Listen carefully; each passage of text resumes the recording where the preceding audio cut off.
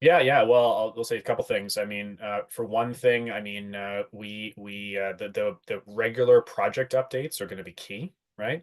We like to, right at the onset, we like to do the pre-production meeting, document it, and send that out. If everything's all the best practices are being followed, send out the aligned data.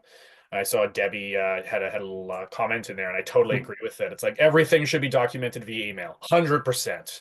If I haven't said that enough, I will say it again. Document what's discussed at a meeting via email, right? So everybody's on the same page.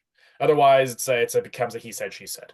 Oh, no, didn't we talk about this? No, we didn't. Yeah, we did. We totally did. If it's documented via email, great. So that's really important. But yeah, so pre-production phase, we'll document that via email, right? Send that out, make sure all the parties are aligned, right? And that's just a great tool to make sure that phone numbers and everything is just all in one place.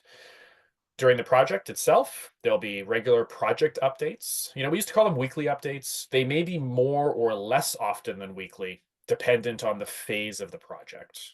So that's really how we look at it now. Project updates, and we do it after each phase in the project when it's relevant to provide an update. So that's what it's going to look like. And then at the end of the project, there's a few pieces of communication. There's that final piece, that final update, just letting people know that the project's complete. And then there's the project documentation.